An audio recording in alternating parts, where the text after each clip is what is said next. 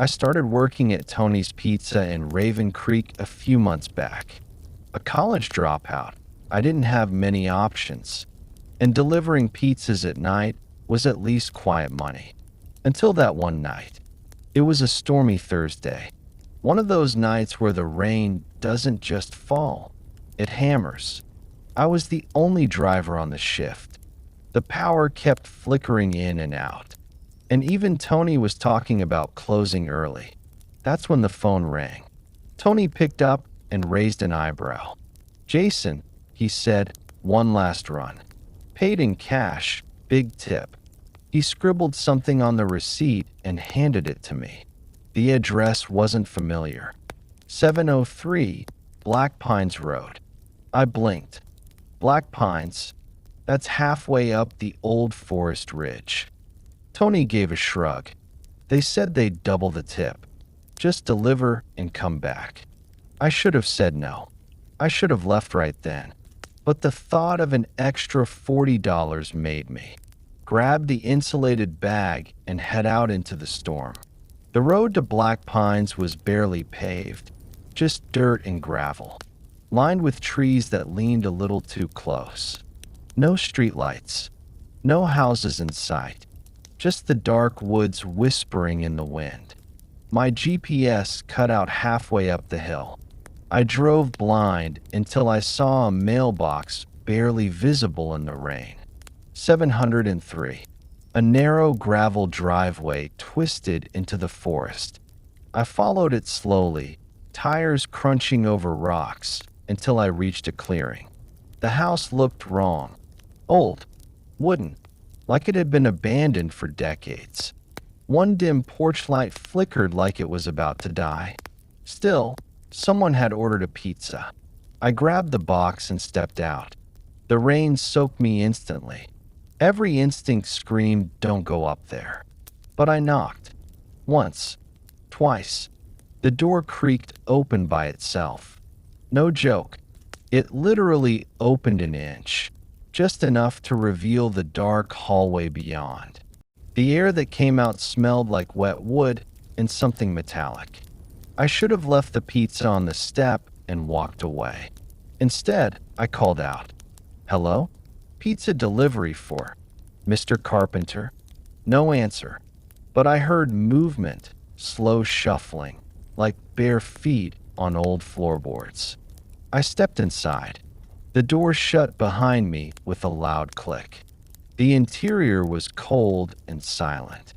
The walls were covered in peeling wallpaper, stained with dark streaks that could have been water or not. A single table sat in the hallway, with 3 place settings and a lit candle, like someone was expecting dinner. But no one was there. That's when I noticed the mirror. It was at the end of the hallway, tall, ornate, cracked. But what made my blood run cold was that my reflection wasn't right. It looked like me, but the mouth was smiling. I wasn't smiling. Then the reflection moved before I did. I dropped the pizza. "Okay, screw this," I muttered, backing away toward the door. That's when the voice came from upstairs. Low, wet, gurgling. 30 minutes or die. I turned to bolt, but the door was gone. Not locked. Gone. There was just wall where the door had been. I turned in circles. The house was wrong. The angles didn't make sense. The hallway seemed longer now. The candle was flickering violently, like it was reacting to something I couldn't see. Then footsteps, coming down the stairs. Not walking, dragging. A figure emerged into the hallway. Tall but hunched. Skin pale and wet like it had been soaking in water for hours. Hair clumped. Eyes missing. In its hands, a delivery bag, identical to mine. I froze. It opened the bag and pulled out a rotting pizza box. Inside was a human jawbone.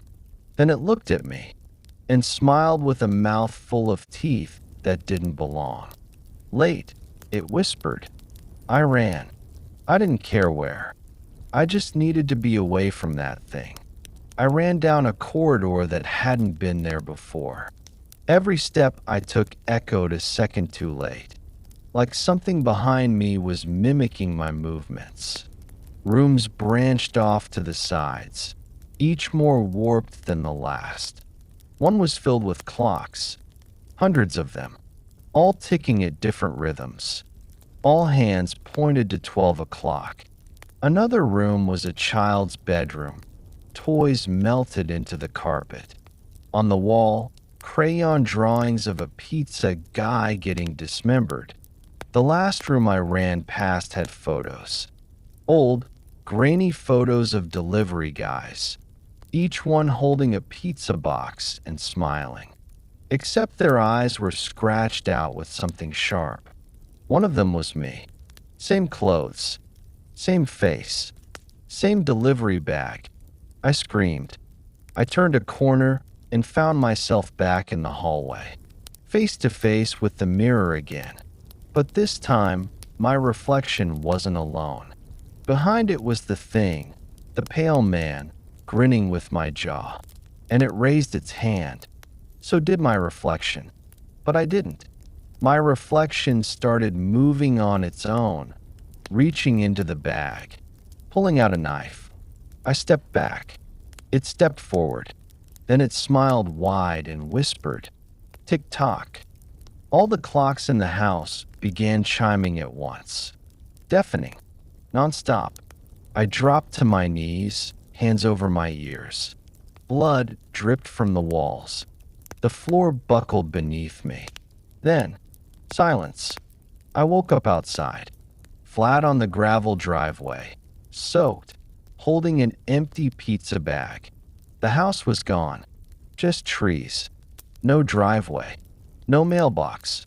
I stumbled to my car, which was now parked at the bottom of the hill. Hazard lights flashing.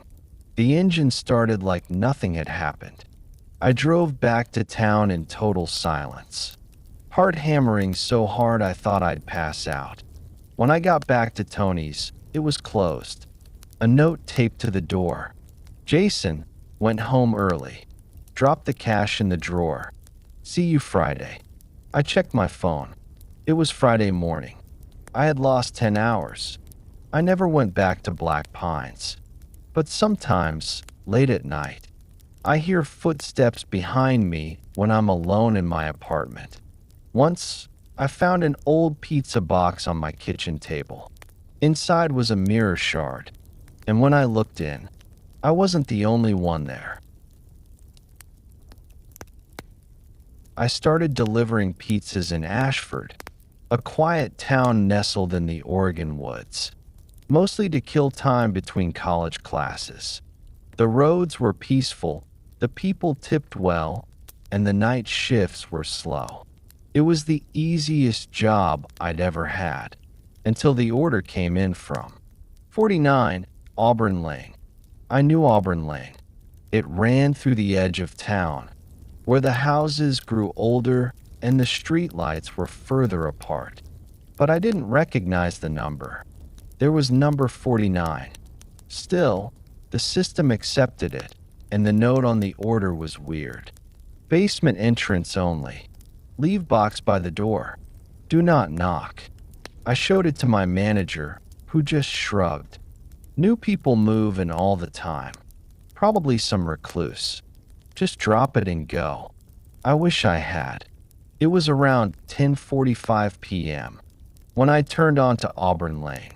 The houses got shabbier the further I drove, until I reached the end where the forest began. That's where I saw it. A small house, weather-worn, dark windows, and the number 49 carved into the mailbox, like it had been scratched with a knife.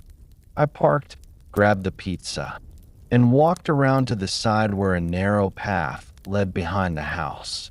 The air smelled like rotting leaves and wet soil. The porch light flickered out the moment I stepped onto the grass. Great. Behind the house, under the kitchen window, was a half-sized door built into the foundation. It had a rusted handle, and beside it, a single wooden stool. This had to be the basement entrance. I crouched and placed the pizza box on the stool, ready to leave. But then, I heard it. 3 knocks. From inside the basement. I froze. I hadn't knocked. Then came a voice. Muffled. Male. Calm. Bring it in. I looked around. No one. Just the woods and the dark. No. I'm supposed to leave it, I called out, voice shaking. The voice replied instantly, like it had been waiting. Then it won't stop. I don't know why I did it. Maybe it was the way he said it. Maybe it was something else. But I opened the basement door. The air that rolled out was icy and thick, like stepping into a freezer soaked in mold. A wooden staircase led down into darkness. The pizza box steamed in the cold. I stepped in cautiously, holding the box like a shield. Each step creaked louder than the last, like the house was complaining. When I reached the bottom, the only light came from a small table lamp in the corner of the basement. A figure stood next to it. Tall, thin, his back to me. He wore a black sweater and jeans. But something about his proportions were off. His arms too long. His neck just slightly crooked. He didn't move. I cleared my throat. Pizza for whoever. His voice came slow. Put it on the freezer. There was an old chest freezer in the center of the room. I placed the box on it and turned to leave. That's when I noticed the walls. They were covered in newspaper clippings. Dozens, maybe hundreds, all yellowed and stained. Missing persons, mostly delivery workers. I scanned a few quickly. Local courier vanishes in North Bend. Teen pizza driver last seen near Lakewood. Driver never returned from final delivery. Ashford man gone after night shift. No trace.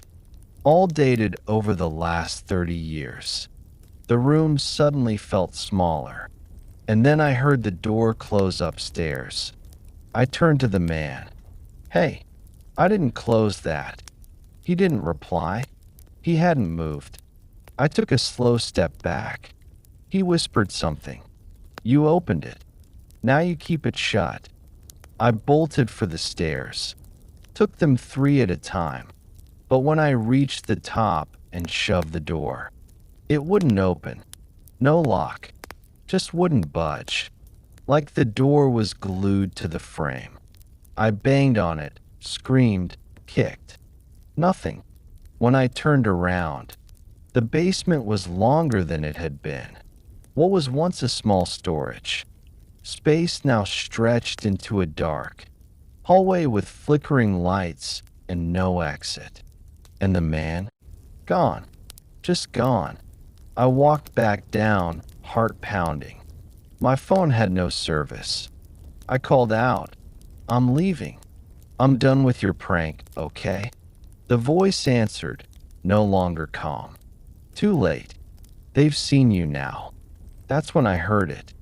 Scratching. Coming from the freezer. The pizza box was gone. I stepped closer. The lid was half open, and inside, there were teeth. Not just a few. Dozens. Human teeth. Loose, scattered, all stained and cracked. Then the freezer groaned, and I realized it wasn't empty. A hand reached out. Thin, gray, fingers too long. It clawed at the edge, pulling something up from within. A face. Except it wasn't one face. It was a patchwork, stitched together from different ones. Eyes rolled. Lips twitched. The mouth opened, and it whispered in 100 voices. You brought it. Now you feed it. I ran. The hallway kept changing. Rooms where there were none before. Doors that led to brick walls. One room was filled with nothing but delivery bags. old, bloodstained, some still warm. Another had rows of mirrors, every one reflecting me, but not really. Each reflection was slightly wrong. Smiling, crying, bleeding. One winked at me. I screamed and shattered it with my fist. And that's when I heard it again. Footsteps. Fast. Skittering. Coming from the ceiling. I ducked into a closet and slammed it shut. My breathing echoed loud. Too loud. Then a whisper came through the vent above me. The door only opens for the next.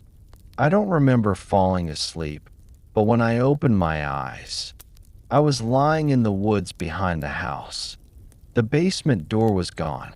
The house looked abandoned, like it hadn't been lived in for years. I stumbled to my car, scraped, bleeding, terrified. But the worst part? There was a pizza box sitting on my passenger seat. Still warm. No address. Just a note. Next time, knock first. I quit my job the next day. But last week, my roommate ordered from Tony's. He never told me the address. Just left a note saying, basement entrance only. He's been missing ever since. Everyone in Elkins, West Virginia, knows to avoid 1025 Morrow Street. It doesn't show up on maps. It doesn't show up in conversation. But one night, I got an order to that exact address. Pizza. Late night, with a note that said, "Come to the back. Do not use front door." I thought it was a prank. I was wrong. The house was rotting and crooked, swallowed by fog. At the back was a trapdoor with another note. "Pizza here. One step inside. Close the door. Knock 3 times." I followed the instructions. The door slammed shut behind me, and everything changed. There was no stairwell anymore. Just a hallway with warped wallpaper and photos of people with their faces scratched out, all except one, a boy grinning with black holes for eyes. A voice whispered, "Are you the new food?" I ran. Every door led somewhere worse. One room had delivery uniforms soaked in blood. Mine was already hanging there. Another had plates set for dinner, each holding a human tongue. One hallway ended in my childhood bedroom, except I was there, lying in bed, dead, mouth frozen in a silent scream. A voice whispered again, "You came hungry. Now we are full." I tried to escape. I climbed stairs that never ended. Doors disappeared behind me. I saw x-rays labeled, "Ready for harvest." I found a room with TVs showing my memories, and then footage of me screaming in the future. I finally blacked out. When I woke up, I was back at the trapdoor, pizza box still in hand. But the toppings had changed. It was full of human teeth. I scrambled outside. The house was gone. Just woods. My car was still running like nothing happened. I raced back to the pizza place. My manager looked at me like I was insane. "That order was canceled hours ago," he said. "There hasn't been a house at 1025 Morrow Street for 30 years. I thought I imagined it, until I got home and found another delivery ticket on my counter. Same address, same note, and I live alone.